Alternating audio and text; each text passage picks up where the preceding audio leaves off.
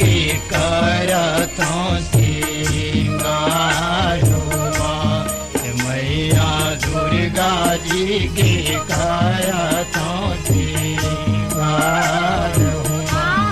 मैया देवी जी के करतों सिंगार हुआ, दुर्गा जी के करतों सिंगार हुआ। ये मोर दुर्गा देवी जी के करतों सिंगार हुआ, मैया दुर्गा जी के करतों सिंगार हुआ।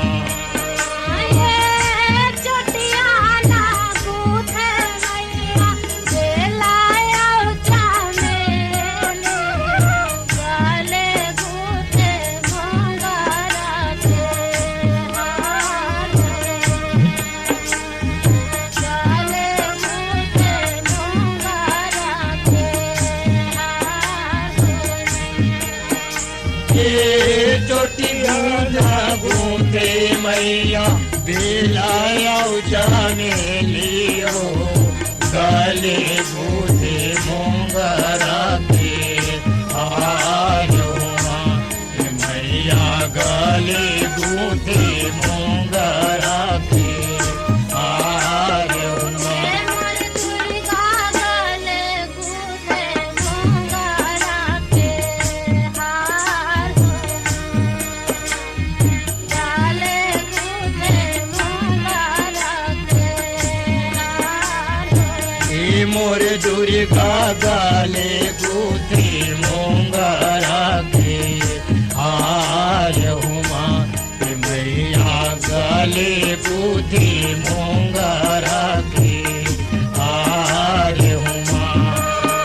ये दंडाना बांधो मैया राजा करा के मारा, आऊरा काली है कथनार हो, आऊरा काली है कथनार हो।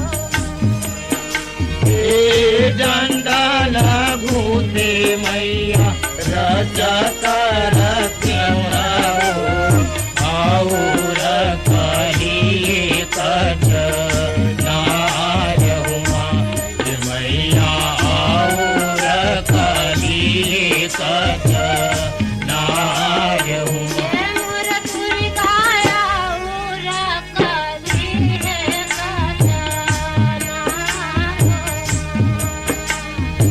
आऊरा काली है कथनार हो। हे मोर दुर्गा आऊर कलिए कठ नार हुआ, मैया आऊर कलिए कठ नार हुआ। मैया आए हवो शरण कुमार हुआ, दुर्गा आए हवो शरण कुमार।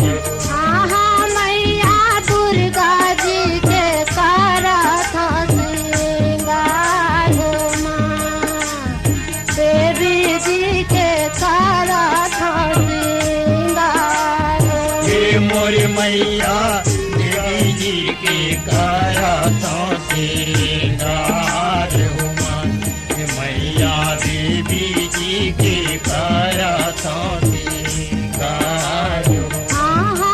मैया दुर्गा जी के करतों सिंगार हुआ, देवी जी के करतों सिंगार हुआ। हे मोर मैया देवी जी के करतों सिंगार हुआ, मैया दुर्गा जी के करतों सिंगार हुआ। मैया देवी जी के करतों सिंगार हुआ, दुर्गा जी के करतों सिंगार हुआ। देवी जी के करतों